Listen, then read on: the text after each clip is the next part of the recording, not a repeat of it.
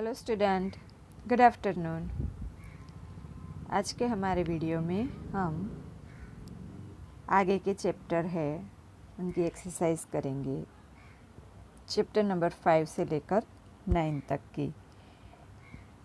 ये जहाँ सारे क्वेश्चन आंसर है वो आपकी टेक्स्ट बुक में जो है उनके यहाँ आंसर मैंने लिख कर दिए हुए हैं, तो उन सब का हम रिवीजन करते हैं। पहले चैप्टर 5 पहला क्वेश्चन है, भक्ति के मार्ग में कौन सा संकट आया, उससे मीरा कैसे पार हुई। ये 4-5 वाक्य के पहले है, इसलिए वही पहले कर रही हूँ, ठीक है। पर सभी आंसर है इसमें, और छोटे क्वेश्चनों के आंसर एक दो वर्ड्स के क्वेश्चन आंसर है वो मैंने पहले ही आपको करवा दिए हैं। तो उनका आंसर है, मीरा कृष्ण की अनन्य भक्त थी। कृष्ण के प्रेम में डूबकर उन्होंने सारी दुनियादारी भुला दी थी। मीरा कृष्ण की भक्ति में दीवानी हो गई थी। यह सब राणा जी को पसंद नहीं आया। उन्होंने मीरा को जान से मारने के लिए जहर से भरा हुआ प्याला उनके पास भेजा। मीरा इससे विचलित नहीं हुई। उन्होंने यह जहर हंसते हंसते पी लिया, पर इस जहर का मीरा पर कोई असर नहीं हुआ। आगे है, मीरा के पदों के आधार पर सद्गुरु की महिमा का वर्णन कीजिए। तो कहावत है कि बिन गुरु ज्ञान न होय, गुरु का महत्व सभी ने माना है। मीराबाई ने सद्गुरु को बहुत महत्व दिया है। मीरा सांसारिक जीवन को त्याग कर अपने आराध्य देव श्री कृष्ण की भक्ति पाकर मग्न है। इसे रत्न की उपमा देती है। वे इस अनमोल वस्तु को प्राप्त कराने का श्रेय अपने सद्गुरु को ही देती है, और कहती है कि राम रतन रूपी धन उन्हें उनके सद्गुरु की कृपा से प्राप्त हुआ है। सद्गुरु की कृपा इस संसार रूपी सागर में नाव के समान है। इस नाव में बैठकर मीरा सुरक्षित रूप से इस भवसागर को पार करने के प्रति निश्चिंत है, क्योंकि इस नाव के खेवनहार उनके सद्गुरु होंगे। इस प्रकार मीरा के पद में सद्गुरु को बहुत महत्व दिया गया है। एक क्वेश्चन आपके टेक्स्ट बुक में नहीं है, पर कर लेना ज़रूर है एक बार। कृष्ण की भक्ति में डूबने से मीरा को कौन से दुख उठाने पड़े। मीरा कृष्ण के प्रेम में पड़कर संसार में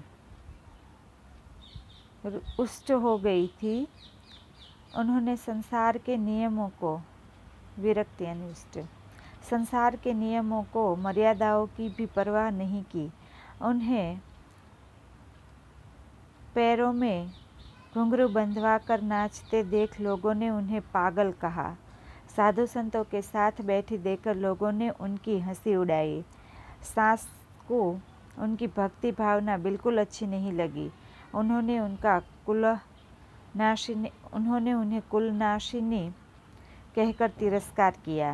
राजा को मीरा का रंग ढंग राज परिवार के खिलाफ लगा, और उन्होंने मीरा को जहर देकर मारने की कोशिश की। इस प्रकार कृष्ण भक्ति में डूबने पर मीरा को तरह तरह के दुख उठाने पड़े। आगे है, भक्ति में लीन मीरा को लोग क्या क्या कहते थे और क्यों। तो वही जो अभी आगे हमने कहा ना। मीराबाई श्री कृष्ण के प्रेम में रंगते रंगते संसार के प्रति विरक्त हो गई थी। उन्होंने सांसारिकता को बिल्कुल भुला दिया था। मीरा श्री कृष्ण के प्रेम में पैरों में घुंघरू बांधकर नाचती थी। यह देखकर लोग उन्हें पागल कहने लगे थे। वो साधुओं के संगति में बैठती थी। वह देखकर लोग उन्हें खिल्ली उड़ाया करते थे। उनकी सास और राणा को मीरा का भक्तिभाव बिल्कुल अच्छा नहीं लगता था, इसलिए सास उन्हें कुलनाशिनी कहती थी, और राणा को लगता था कि ऐसे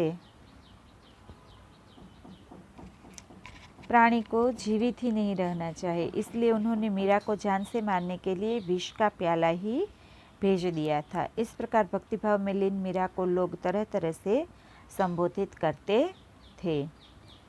आगे है 2-3 वाक्य के क्वेश्चन आंसर। गिरधर गोपाल की भक्ति करते हुए मीराबाई किस किस का त्याग किया? मीराबाई ने किस किस का त्याग किया? तो उनका आंसर है, मीराबाई ने श्री कृष्ण को अपने जीवन का एकमात्र आधार बना लिया था। इसके लिए उन्होंने अपना सर्वस्व त्याग दिया था। उन्होंने अपने भाई, बंधु, परिवार तथा नाते रिश्ते के सभी लोगों का त्याग कर दिया था। मीरा ने राम रतन धन की क्या विशेषता है? मीरा के राम रतन धन की क्या विशेषता है? तो उनका आंसर है, मीराबाई ने अपने सद्गुरु की कृपा से राम रतन धन नामक अमूल्य वस्तु प्राप्त की थी। मीराबाई उसे अपने जन्म जन्मांतर की पूंजी मानते हैं। इस धन की ये विशेषता है कि यह न तो खर्च होता है और न कोई चोरी से चुरा सकता है। इसमें रोज रोज सवाई वृद्धि होती है। उनके बाद मीरा इस भवसागर को किस प्रकार पार करना चाहती है? मीराबाई को अपने सद्गुरु पर अपार श्रद्धा है। ये उनकी सद्भक्ति प्राप्त कराने का आधार मानती है। ये सत्य सच्चाई की उस नाव पर बैठकर भवसागर पार करना चाहती है जिसके खेवनहार उनके सद्गुरु होंगे। उनके बाद है, पंक्तियों का भावार्थ स्पष्ट कीजिए।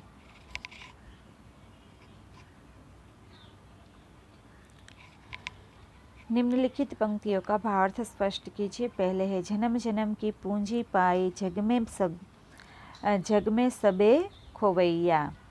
तो मीराबाई अपने आराध्य देव श्री कृष्ण के प्रेम की दीवानी है।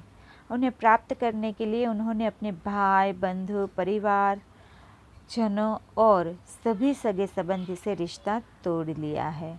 उन्होंने तरह तरह की बदनामियां सही है और लाज शर्म सबको तिलांजलि दे दी है। कहने का अर्थ यह है कि उन्होंने अपना सर्वस्व गवाकर अपने जन्म जन्मांतर की राम नाम रूपी अमूल्य पूंजी प्राप्त की है। यह ऐसी पूंजी है जिसका कोई जोड़ नहीं है। उनके बाद है, सत की नाव खेवटिया सतगुरु भवसागर तरियायो। सच्चाई मनुष्य का सबसे बड़ा गुण है।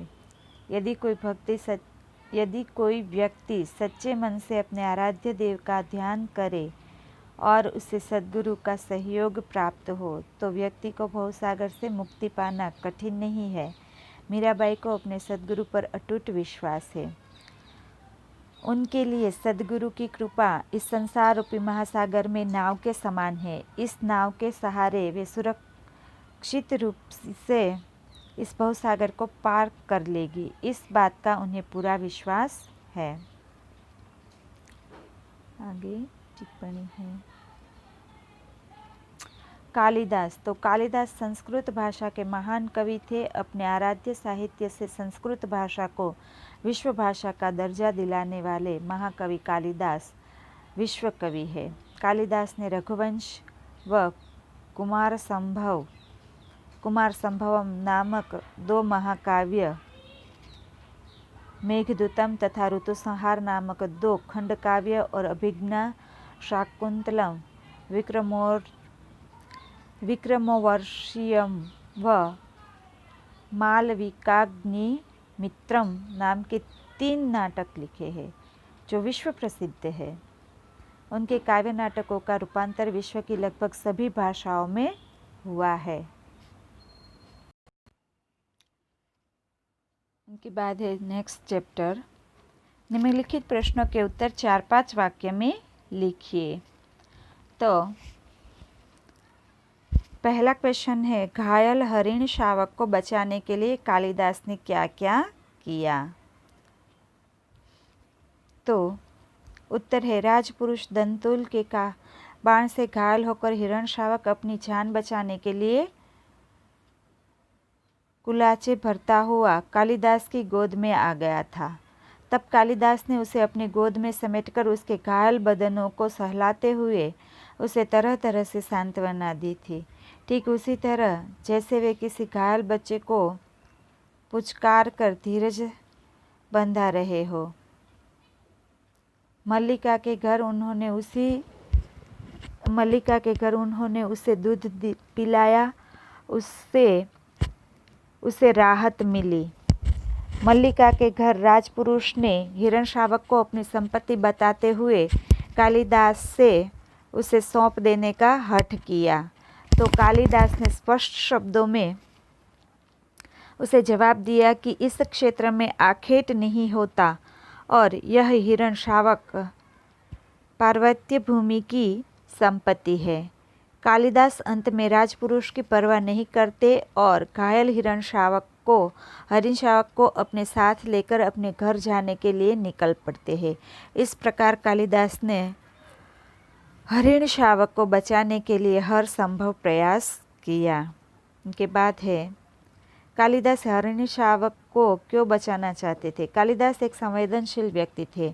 उनके हृदय में प्राणियों के प्रति बहुत प्यार था। वे उस पार्वतीय भूमि के निवासी थे जहाँ लोग पशु पक्षियों को अपनों में से अर्थात अपने मित्र मानते थे। कालिदास के क्षेत्र में हिरणों का आखेट अपराध माना जाता था। आहत हरिणशावक को देखकर वे स्वयं आहत थे और उसे हर हालत में जीवित रखने का प्रयास कर रहे थे। उन्होंने राजपुरुष दंतुल से स्पष्ट शब्दों में कह दिया था कि यह घायल हिरणशावक उनकी पार्वती भूमि की संपत्ति है। वह यह सोचकर भूल कर रहा है कि वे इसे उसे सौंप देंगे। यह पंक्तियों से प्राणियों के प्रति कालिदास के प्रगाढ़ प्रेम का पता चलता है। जिस व्यक्ति के मन में प्राणियों के प्रति इतना प्रेम हो, वह एक घायल हरिणशावक की जान बचाना क्यों नहीं चाहेगा। मुख्य प्राणियों की रक्षा करना हर व्यक्ति का कर्तव्य है, इसलिए कालिदास हिरणशावक की जान बचाना चाहते थे। आगे तीसरा क्वेश्चन, हरिणशावक के लिए कालिदास और दंतुल के बीच में हुए संवाद को अपने शब्द में लिखिए। राजपुरुष दंतुल के बाण से आहत हरिणशावक को अपनी बाहों में लेकर कालिदास मल्लिका के घर आता है। तभी हरिणशावक के शरीर से टपकती हुई खून की बूंदों के सहारे राजपुरुष दंतुल वहां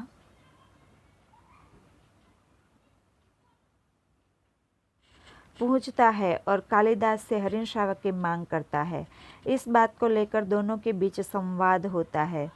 दंतुल कालिदास से कहता है कि वे उसके बाण से आहत हिरणशावक को लाए, वह उनकी संपत्ति है, इसलिए वे उनकी संपत्ति लौटा दे। इसके जवाब में कालिदास कहते हैं कि जिस क्षेत्र में उसने हरिणशावक पर बाण चलाया है उस प्रदेश में हरिणों का आखेट नहीं होता। वह बाहर से आया है, इसलिए उसे इस जुर्म के लिए अपराधी नहीं माना जा रहा है। यही क्या कम है। दंतुल फिर कहता है कि अपराध का निर्णय क्या उन जैसे ग्रामीण करेंगे। वह राजपुरुषों के लंबे अधिकार की धौंस जमाते हैं और हिरणशावक को अपनी संपत्ति बताते हुए देने के लिए कहता है। कालिदास कहते कि हरिणशावक पाश्चात्य भूमि की संपत्ति है, पार्वतीय भूमि की संपत्ति है। इसके बाद कालिदास घायल हिरणशावक को लेकर अपने घर रवाना हो जाते हैं। अब 2-3 वाक्यों में प्रश्न। पहला है, माँ के रुष्ट होने के पीछे मल्लिका क्या अनुमान करती है। आंसर, मल्लिका कालिदास के साथ बरसात में बाहर गई थी, इसलिए वह बुरी तरह से भीग कर लौटी थी। मल्लिका अनुमान करती है कि उसकी माँ के रुष्ट होने का यही कारण है। आगे, दंतुल कौन था, वह मल्लिका के घर कैसे पहुंचा। आंसर, दंतुल उज्जैनी राज्य का महाराज पुरुष था। उसके बाण से एक हिरणशावक घायल हुआ था। घायल हरिणशावक अपनी जान बचाने के लिए कालिदास की गोद में आ गया था। कालिदास उसे लेकर मल्लिका के घर आ गए थे। रास्ते में हरिणशावक के टपकते खून को देखते हुए राजपुरुष दंतुल अपने शिकार को खोजते हुए मल्लिका के घर पहुंचा था। मल्लिका ने दंतुल को हरिण श्रावक के लिए हठ न करने के लिए क्यों कहा? आंसर, दंतुल कालिदास से घायल हरिण श्रावक को लेने पर अड़ा हुआ था। मल्लिका ने दंतुल से कहा कि तुम्हारे लिए घायल हरिण श्रावक को पाना अधिकार का प्रश्न है, जबकि कालिदास के लिए उसे न देना संवेदना का प्रश्न है। अधिकार के प्रश्न से संवेदना का प्रश्न अधिक महत्वपूर्ण है। इसलिए मल्लिका ने दंतुल को हरिण श्रावक के लिए हठ न करने के लिए कहा। आगे कालिदास दंतुल को अपराधी न मानने के लिए क्या तर्क देते हैं?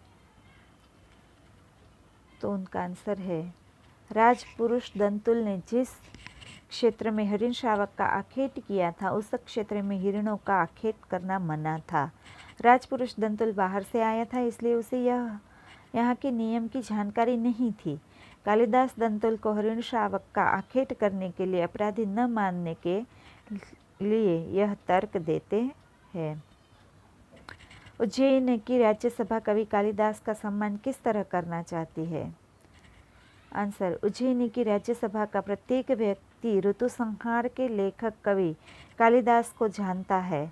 सम्राट ने स्वयं ऋतु संहार पढ़ा है और उसकी प्रशंसा की है, इसलिए उज्जैन की राज्यसभा कवि कालिदास को राजकवि का सम्मान देकर उन्हें सम्मानित करना चाहती है। कथन है, उनको स्पष्ट करना है। तुम्हारे लिए प्रश्न अधिकार का है, उनके लिए संवेदना का। तो उनका आंसर है, शिकार व्यक्ति और किसी की जान बचाने वाले दोनों में बहुत फर्क होता है। शिकारी को शिकार करने के किसी के प्राण लेने में कोई झिझक नहीं होती, बल्कि वह इसे अपनी बहादुरी और मनोरंजन के रूप में देखता है। वह शिकार करना अपना शौक मानता है और शिकार पर अपना अधिकार मानता है। पर संवेदनशील व्यक्ति का हृदय किसी घायल प्राणी को देखकर द्रवित हो उठता है। वह उसका प्राण बचाने के लिए अपनी जान लड़ा देता है। अधिकार जताने वाले व्यक्ति प्राण लेने पर खुश होते हैं, जबकि संवेदनशील व्यक्ति किसी की जान बचाकर खुश होता है।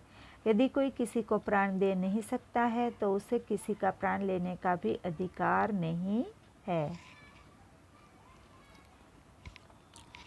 यह हरिण श्रावक इस पार्वतीय भूमि की संपत्ति है। राजपुरुष और इसी पार्वतीय भूमि के निवासी हम इसके सजातीय है।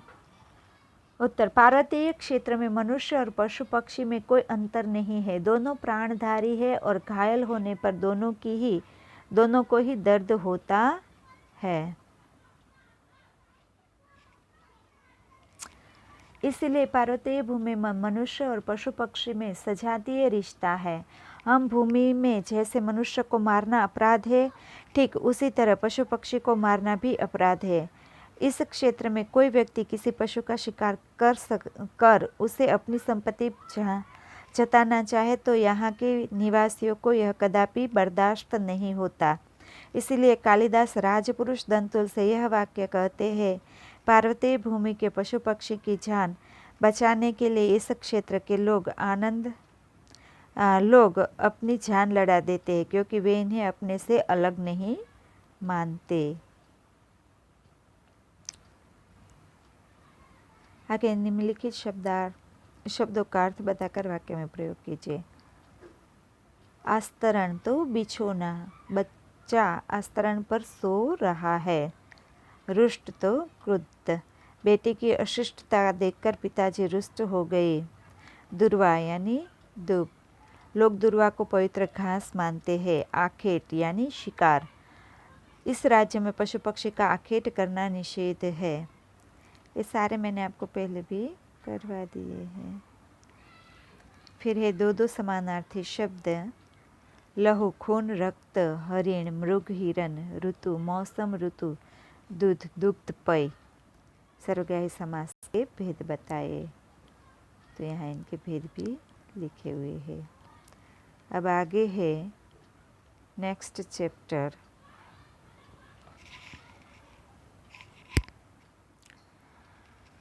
कवि ने जन्मभूमि को स्वर्ग से महान क्यों बताया है? चैप्टर नंबर 7 है ये।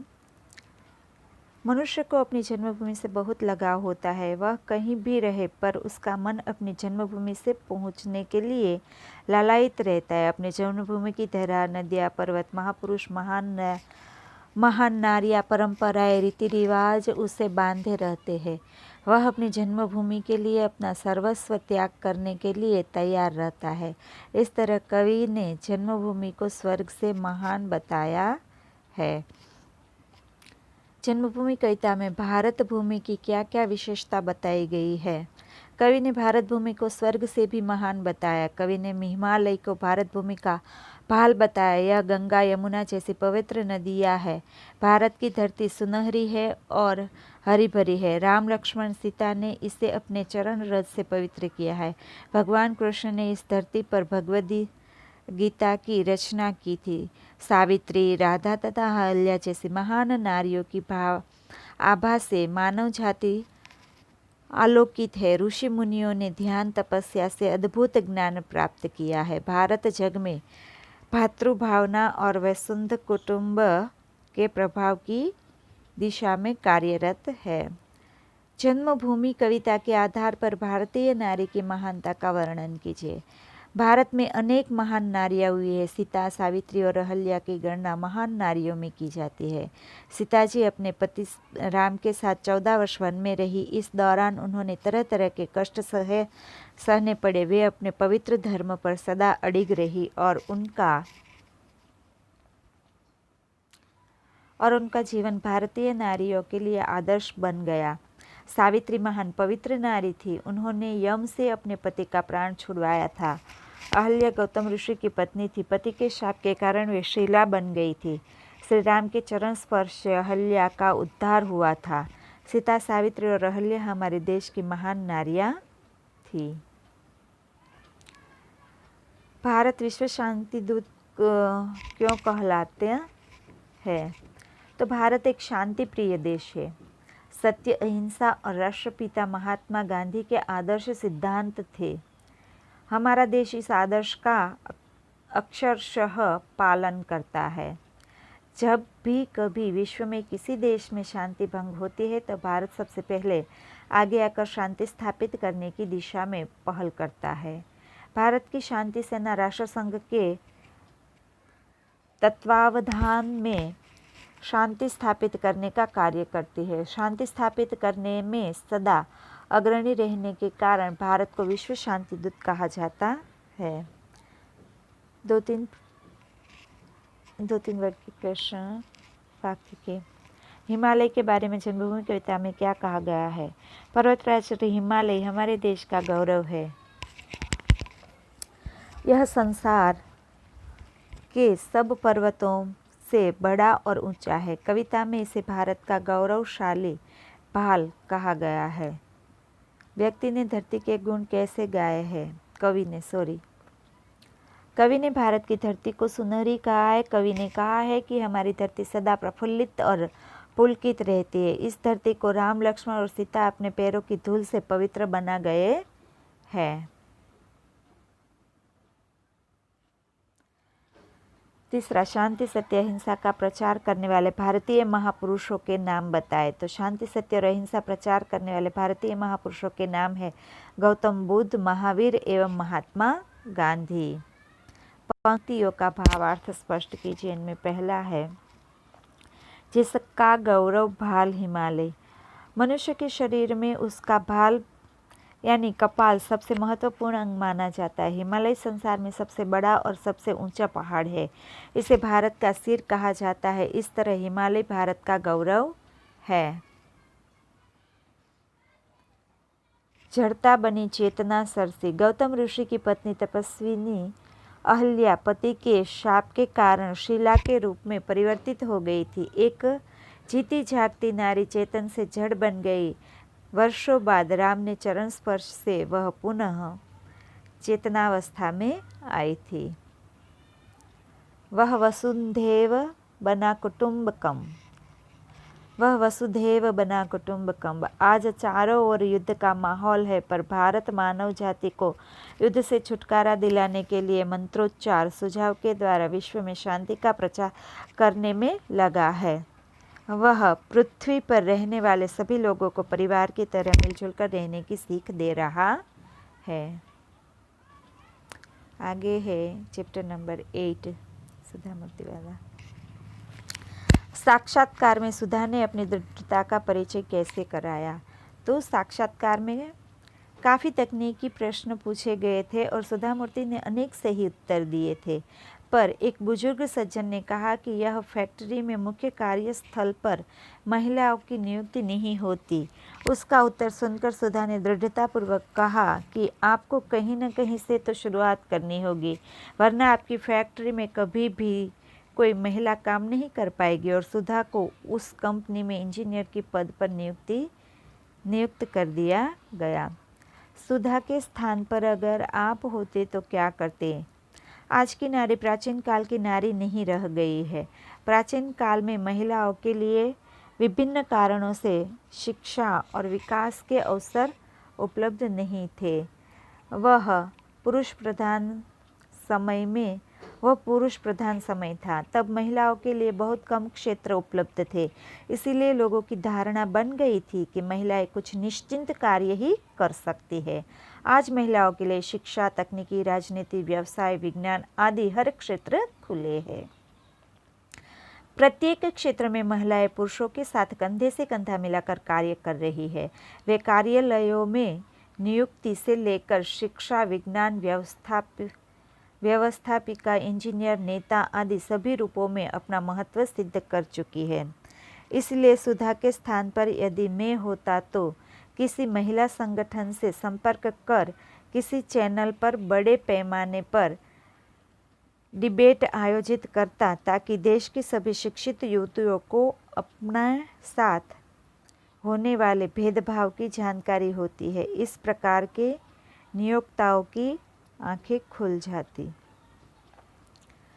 उनके बाद है सुधा मूर्ति महिलाओं के लिए किस प्रकार प्रेरणा मूर्ति है? तो सुधा मूर्ति एक साहसी और दृढ़ कल्पना वाली महिला है। वे समाज विकास तथा समाज सुधारक के प्रति समर्पित है। महिलाओं के प्रति अन्याय उन्हें सहन नहीं होता।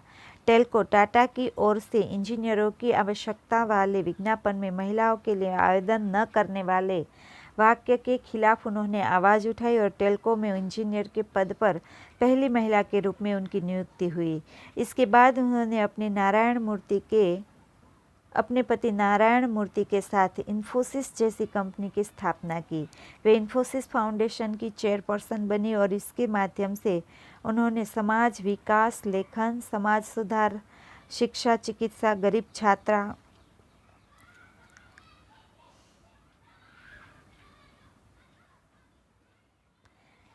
छात्राओं की सहायता, स्कूलों की इमारतों का निर्माण जैसे अनेक कार्य किए। उन्हें अनेक पुरस्कारों से सम्मानित किया गया है। इस प्रकार सुधा मूर्ति महिलाओं के लिए प्रेरणा मूर्ति बन गई है।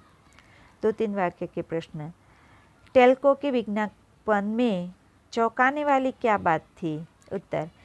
विज्ञापन प्रसिद्ध ऑटोमोबाइल कंपनी टेल्को टाटा को योग्य और परिश्रमी इंजीनियर की आवश्यकता के बारे में था। उसमें अंतिम पंक्ति में छोटे छोटे अक्षरों में लिखा था, महिला उम्मीदवार आवेदन न भेजे। टेल्को के विज्ञापन में यह चौंकावनारी बात थी। सुधा ने स्त्री पुरुष के भेदभाव के लिए क्या निश्चय किया? सुधा ने विज्ञापन में छोटे छोटे अक्षरों में महिला उम्मीदवार आवेदन न भेजे वाक्य पढ़ा तो यह बात उन्हें पची नहीं। उन्होंने निश्चय किया कि वे टेल्को कंपनी के सर्वोच्च अधिकारी को सूचित करेगी। उनकी कंपनी महिलाओं को इस प्रकार का अन्याय कर रही है। उनके बाद सुधा और नारायण मूर्ति के इन्फोसिस फाउंडेशन द्वारा क्या क्या कार्य किए? सुधा और नारायण मूर्ति ने इन्फोसिस फाउंडेशन द्वारा सामाजिक विकास, समाज सुधार तथा राहत कार्य के अनेक कार्य किए। उन्होंने सरकारी स्कूलों में एक कंप्यूटर और लाइब्रेरी योजना को कार्यरूप दिया। अनेक अस्पतालों चिकित्सा उपकरण उपलब्ध करवाए। अनेक शहरों में चिकित्सा सहायता दी और राहत कार्य करवाए। अनेक गांव में कंप्यूटर वितरित किए। स्कूली इमारतें बनवाई तथा विद्यार्थियों को छात्रवृत्ति दी। आगे, कर्नाटक सरकार तथा अन्य संस्थाओं द्वारा सुधा को किन पुरस्कारों से सम्मानित किया गया?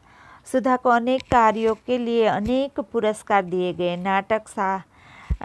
कर्नाटक सरकार तथा अन्य संस्थाओं द्वारा सुधा को कर्नाटक राज्योत्सव पुरस्कार, ओजस्विनी पुरस्कार, मिलेनियम महिला शिरोमणि पुरस्कार, woman of the year FM radio द्वारा दिया गया था तथा राजलक्ष्मी आदि पुरस्कार दिए गए।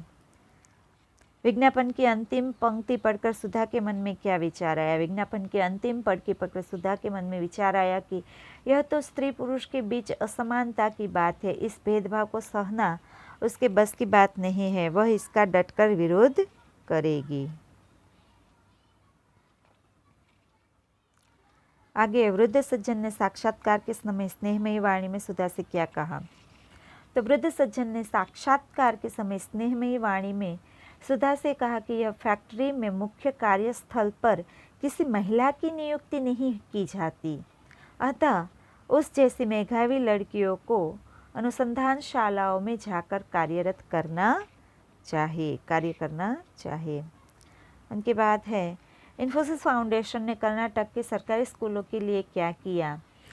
उनका आंसर है इन्फोसिस फाउंडेशन ने कर्नाटक राज्य के सभी सरकारी स्कूलों में एक एक कंप्यूटर की योजना बनाई और उसे कार्यरूप दिया। सुधामूर्ति महिलाओं की सफलता पर क्या कह उठी? उनका आंसर है सुधामूर्ति महिलाओं की सफलता पर कह उठी कि उनका मार्ग कठिन अवश्य है, किंतु उस पर उन्हें चलना ज़रूरी है। आगे है चैप्टर नंबर 9। कुत्ते की सीख काव्य से क्या बोध मिलता है? इस काव्य में एक शिकारी कुत्ता एक खरहे का पीछा करता है और खरहा अपनी जान बचाने के लिए भागता हुआ एक कंटीली झाड़ी में छिप जाता है और उसकी जान बच जाती है। इस काव्य से यह बोध मिलता है कि चाहे छोटा जीव हो या बड़ा, कमज़ोर हो या शक्तिशाली, जब उसके प्राण पर बनाती है तो उसमें अद्भुत शक्ति आ जाती है। व्यक्ति को संकट के समय अपनी सारी शक्ति लगाकर अपनी जान बचानी चाहिए। कुत्ते की सीख को कहानी के रूप में लिखिए। एक जंगल में एक घनी झुरमुट में एक खरगोश छिपकर रहता था। वह चुनकर नर्म नर्म घास खाता था और किसी को देखता तो झाड़ी में छिप जाता था। एक बार जंगल में एक शिकारी कुत्ता आया। वह शिकार की खोज में झाड़ी सूंघने लगा। वह सूंघते सूंघते उस झुरमुट के पास पहुंचा जिसमें खरगोश रहता था। आहट पाते ही खरगोश भाग खड़ा हुआ। कुत्ता लगातार 4 मिनट तक खुले खेत में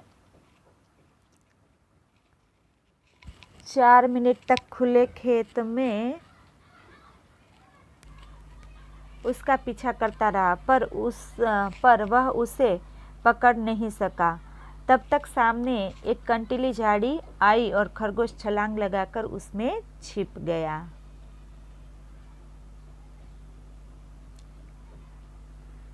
कुत्ता इधर उधर सूंघकर निराश होकर वापस जाने लगा। एक लोमड़ी खड़ी खड़ी यह सारी घटना देख रही थी। उसने कुत्ते से कहा, मामा तुम हार गए। तुम इतने मोटे ताजे हो, पर वन के छोटे छोटे जीव जंतुओं को भी नहीं पकड़ पाते। कुत्ते ने लोमड़ी को कहा, अरे पगली, तुम इस रहस्य को नहीं समझ सकती। मेरे और खरहे के दौड़ने में अंतर है। मैं उसके पीछे अपने भोजन के लिए दौड़ रहा था, जबकि खरहा अपनी जान बचाने के लिए भाग रहा था। कहा गया है कि कोई भी उद्यम करो तो जान बचा कर करो, पर संकट आने पर अपनी पूरी ताकत लगाकर अपनी जान बचाने की कोशिश करो। 2-3 वाक्य के क्वेश्चन आंसर। खरहा कहाँ और कैसे रहता था? वन में किसी एक घनी झुरमुट थी। खरहा उसी झुरमुट में रहता था। वह इस बात की सावधानी रखता था कि उस पर किसी की नज़र न पड़े। खरहा झाड़ी से क्यों भागा? एक दिन वन में एक शिकारी कुत्ता आया था। वह वन की झाड़ियों में सूंघ सूंघ कर अपना शिकार खोजता था। शिकार की खोज में सूंघता सूंघता वह उसकी झाड़ी के पास पहुंचा। इससे